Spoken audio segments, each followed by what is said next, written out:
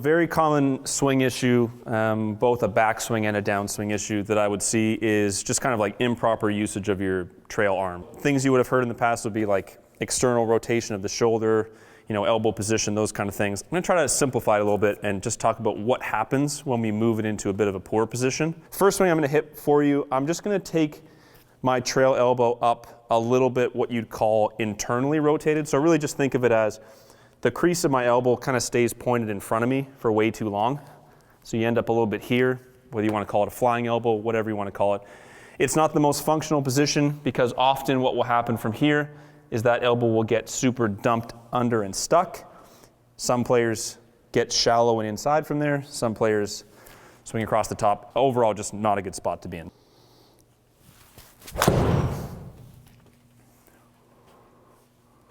With a little bit of that improper trail elbow usage, you'll see sometimes people get outside in with the path. You will see them get overly steep. You'll see them get toe down, which basically is the shaft plane being steep. This would be the first thing that could happen from that elbow working the wrong way. So what you'll see up to the top is the crease of that elbow stays looking at the camera for way too long. Watch the other side, gets a little bit kind of stuck out, flying that way. Reverse camera, you'll see the elbow get kind of buried behind the body. It kind of tries to either throw back. So a lot of people will lose speed this way. They'll lose their angle of attack. See the club comes in fairly steep. Not as much in transition, so you may not notice super steep in transition, but you see this late steepening. So watch from this position here, arm parallel. Now the club will really start steepening. Try to get the elbow back out in front of you. You kind of throw the club out. So you can also have the person that gets into this spot, buries the elbow into the body, and then dumps everything underneath, gets very inside out and sweepy. Similar backswing issue, just a different way of managing it in the downswing. That would look more like this.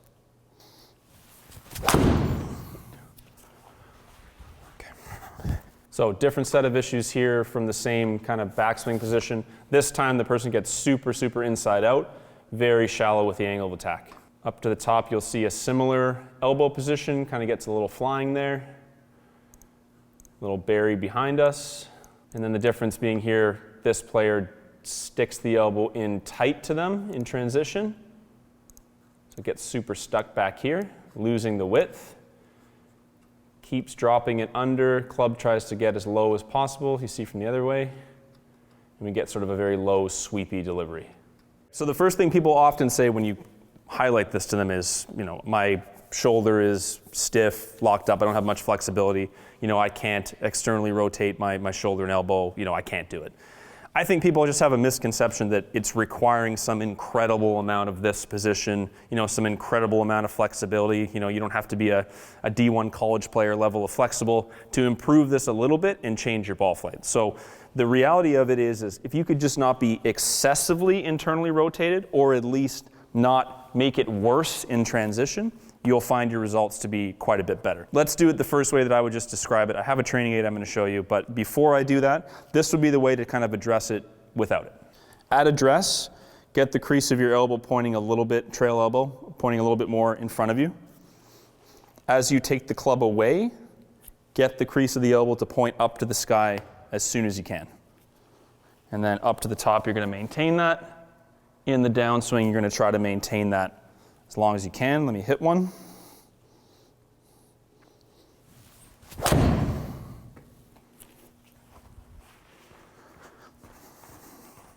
Okay, so what we see from a much better trail arm usage is delivery conditions that are much more functional. So a nice amount of inside out, not excessive. A nice amount of angle of attack, again, not too steep, not excessive.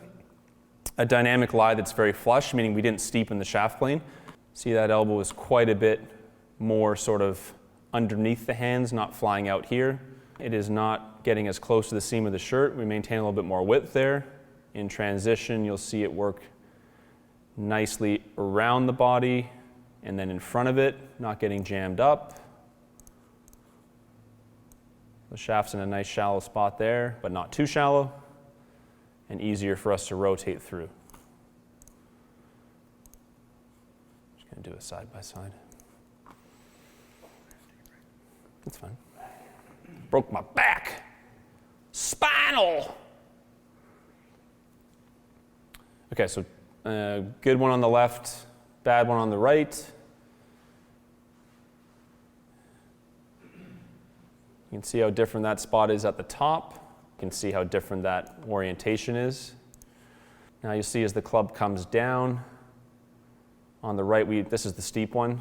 The club is moving really steep over there, where it's moving nice and shallow on the left. Really gonna smother it on the right side a little bit. Hit really hard down on it with not much loft.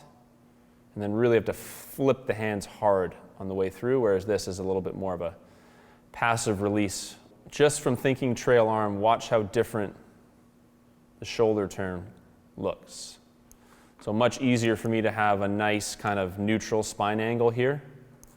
Watch how that trail elbow tilts my spine forward on this one, which is obviously not a good spot to be. Okay, so back to those patterns that you will see from this elbow position. So a lot of the time when someone starts off in golf, sure, we might have a little bit of a flying elbow, get a little bit choppy across it. As people learn to hit more of a draw, get the face closed, you will see people be able to shallow out the angle of attack, get the path inside, but you will see a really toe down dynamic lie angle. So the dynamic lie angle is the one that's much harder to fake. I can put myself in kind of a crap spot, and I can kind of get the club low and around and fake those first two things, but hard for me to fake the dynamic lie. So you'll see that really toe down. So the toe down basically means that it's steep from this camera angle.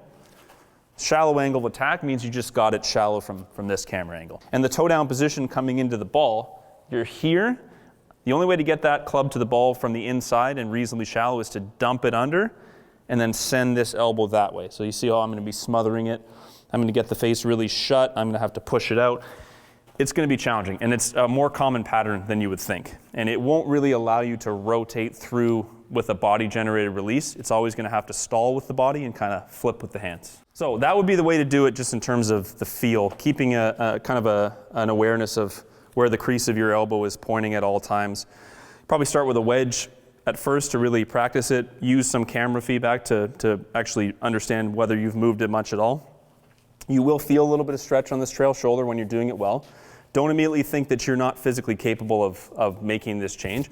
Obviously, an extreme amount of it would require a ton of flexibility, but at just a tiny change and improvement, most people should be capable of doing it. Now, if you want to go the training aid route, which a lot of people do, you may want to look at this device that is called the G-Slot from Mr. George Gankus that I have just started messing around with. It's kind of an interesting device because it gives you what I would consider to be like physical feedback, a little bit of like auditory feedback, I guess, a little bit of both, as to when your elbow or your arm shoulder sort of moves into that slightly externally rotated position. And let's just think of it simple. When you don't hear the click, you've got a little bit of the flying elbow. When you do hear the click, elbow's working a little bit more tucked in and nice. I want to feel the elbow point down to the elbow joint point down, crease point up like we talked about. I don't want to keep it super close to my body by any means, but I want to move it into that spot. When I do that, it makes a bit of a pop sound. So it kind of wraps around just on your ribs here, straps onto your elbow. I'm just going to make a couple swings. I haven't done much with this. I ordered this myself. I've hit a couple balls with it, but I kind of wanted to make a video just sort of, I don't know, organically reacting to how it works.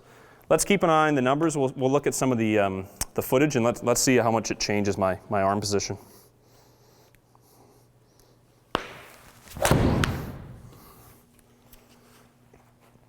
So it's a little distracting at first because it's making all kinds of weird popping sounds. But I will say, like, the chances of you knowing exactly what your arm's doing without any physical feedback, I think, is pretty low. And that's why I like another device called the Watson Hanger, which really helps people with their wrist conditions, because you'll physically feel when the hanger is touching the forearm. That tells you your wrist is flat. When it comes off, you won't feel it. You know your wrist is extended.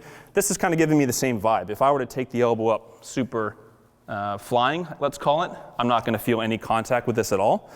And if I don't move it the right way, I'm not going to hear it click. So for me, I'm trying to make it click around, I guess, like shaft parallel to the ground, roughly.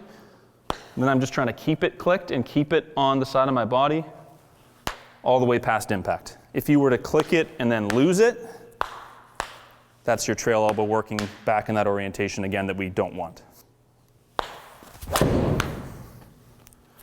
It definitely feels different. A nice amount of in to out, a nice amount of angle of attack, a little bit less dynamic loft than I normally see. So for me, that just means kind of flipping it a little bit less.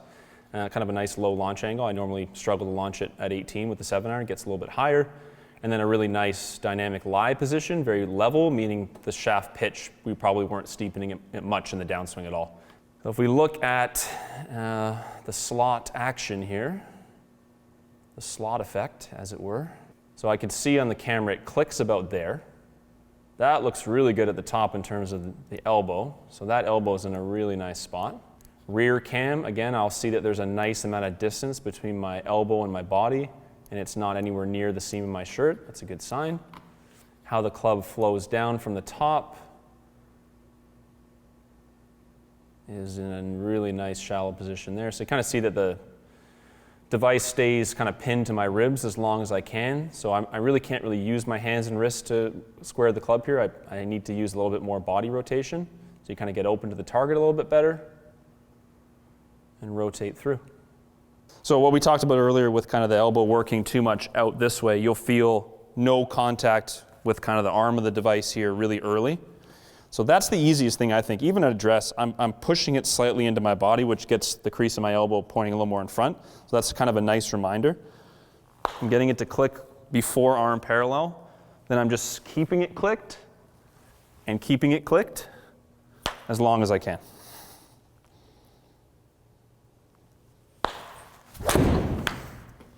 I definitely feel a lot more lower body driven in terms of the swing than I normally do. Normally for me, I struggle with a little bit of a stall and flip motion, and I would always see that on the high speed is this elbow works a little bit more this way. I think if you're going to start to force yourself to rotate properly, this might be a good place to start. A lot of people ask me, like, how do I get more open to the target? How do I rotate better? The reality is your brain, your body, they're not going to rotate through when you're here. If you rotated well from here, send the club literally to hell. If you're in a better position, you're incentivized to rotate. If you are in this position, the last thing you would want to do is rotate. And that's why people have no luck getting more open to the target when they're in a poor position. It's definitely the only thing I've ever tried, training aid-wise, that seems to have any effect on the quality of your trail arm motion and trail arm position. I've definitely tried a million things. I've never seen anything that actually, after 10 minutes of use, I can appreciably see difference to my numbers and also to what the high speed capture looks like. An effective tool. Seems like an effective tool, yeah. I mean, I would say this is, as I said, this is the first serious session I've done with it. But the best thing I could say about it for right now is that I will definitely be using it further myself, and I'll probably start introducing it to a few people in a session just to see how it works.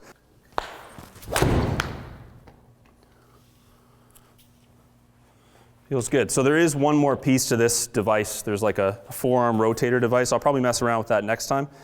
So this is just helping me get the trail arm into a better spot and maintain it. The forearm rotator would be helping you feel this motion as well. So it would make a second click as you get the shaft working a little bit shallower. Technically, you could put your trail arm in a good spot and sort of cheat it a little bit. G-slot here. The G-slot. So does it fill a slot, a needed slot in the training aid market? I would say probably it does. Next time I'll use the little forearm piece in conjunction with it because I know that's important. I just wanted to get an initial look at it. If you've got trail arm issues, try the drill I said at the beginning in terms of where your elbow's pointed. If you need and want some physical feedback, I do recommend. It's usually easier. This is probably the best thing I've seen for this specific issue so far.